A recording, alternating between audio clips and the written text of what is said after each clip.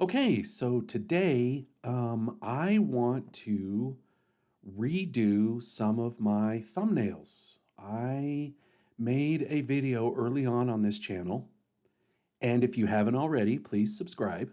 I certainly appreciate it, and I thank you very much. It helps the channel a lot. I appreciate it. Thank you. I did a series of videos on thumbnails, and I wanted to revisit it because I have made some additional finds, if you will. So I found this, and here is my old thumbnails that we'll go ahead and open up here in Affinity Designer. Big fan of Affinity Designer. If you follow the channel, you'll know that I'm a big fan. Do not work for Affinity Designer. However, these principles will apply for any graphics program that you use. So you do not have to use Affinity Designer. This is what I was doing all last year, and it's a new year, and I thought, well, I never did one with the text on the right. And so I thought, you know what? I'm going to go ahead and try to recreate this for one of my videos. I just did another video, and if you haven't checked it out, please do so. I will put a link in the description to start off the new year. It is setting up my Affinity Designer in the custom format that you see right now. So please check that out. All right, so let's go ahead and get started. We are not going to need this. We are not going to need this. I want to keep the text though, but I want to change it all to a black color for now because I don't know what my color scheme is going to be. See, this is black, but I have it at an 80, let's see here. I have it at an 85% transparency or opacity. And now I want to go ahead and do this. Let's go ahead and flush it to the right, arrow it up. If you hold shift, it arrows up in larger segments. If you take the shift off, it goes, I believe, 1 pixel at a time. So we'll go ahead and do that. Now I did Affinity Designer as the thumbnail. That's what the video was about. So let's go to Affinity Designer 2, and let's go ahead and get a screenshot. I don't know if I want to do, see, I like that. I will do a screenshot of that. So I will do let's go ahead and do an Alt print screen, and we'll come back over to Affinity, and we'll go ahead and do a Control V, and let's zoom out, and let's take a look at that. Let's turn off our text, and let's take a look at that. I don't think we're going to need it this big. And I want to shrink it down so I can crop it because I grabbed the whole screen. So let's go ahead and grab our crop tool over here, vector crop tool. So we'll go ahead and grab that over there on the left from our toolbar. And we'll go ahead and bring this in, and we'll use this as our background, and we'll go ahead and tilt it. We'll just tilt it a little. It adds some visual interest, and we can make it large like that. Do this. It would be great if you could see some of the application itself. And then let's turn on our type. And I want to go ahead and create a background.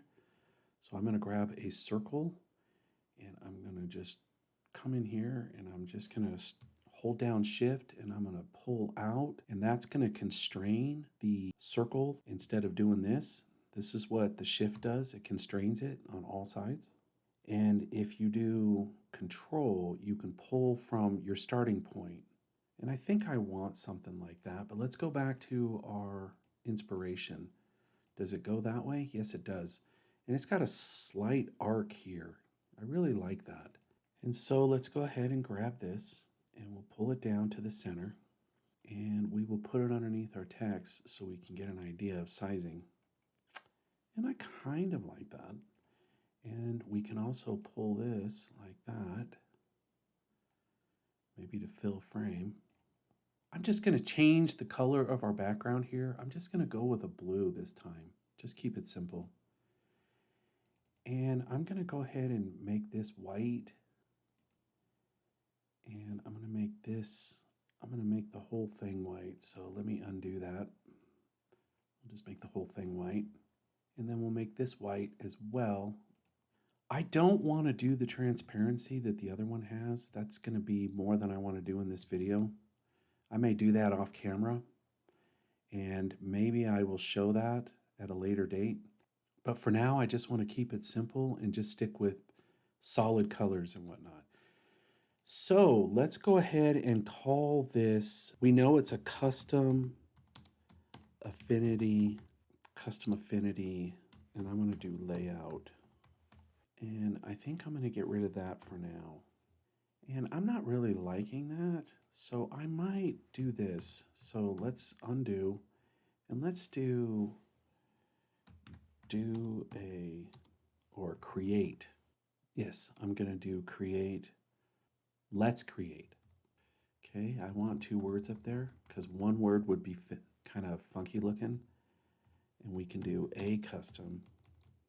And let's get rid of affinity and do layout for the Busy Pro with Affinity 2. There we go. And let's go ahead and do what we did last year. And let's see if we can't put a shadow on this. And now we can open up this and we can get that shadow. All I want is this shadow right here. And we can go down to our effects panel down here. And then we will do 13, tab. And we want to change our direction to, I believe, that side. And let's move this off so we can see it. We'll turn off our background image so we can see our shadow. And let's take a look here. Okay, there we go. There's our shadow. We just needed to change our direction. And it's subtle, but it's there. It gives it a nice lift off the page. Let's create a custom layout for the Busy Pro with Affinity 2. I'm going to get rid of Affinity 2. Yeah, no, I'm going to leave it. I'm going to leave it because that's what they're calling it on their website too. So, all right. So, I hope you enjoyed what we just did. I hope you learned something. I enjoy doing this stuff, and I'm going to make a bunch more this year. And if you haven't subscribed, please do so. I really appreciate it. And thank you so much for joining me today. You have a great day. Thanks a lot. Take care. Bye-bye.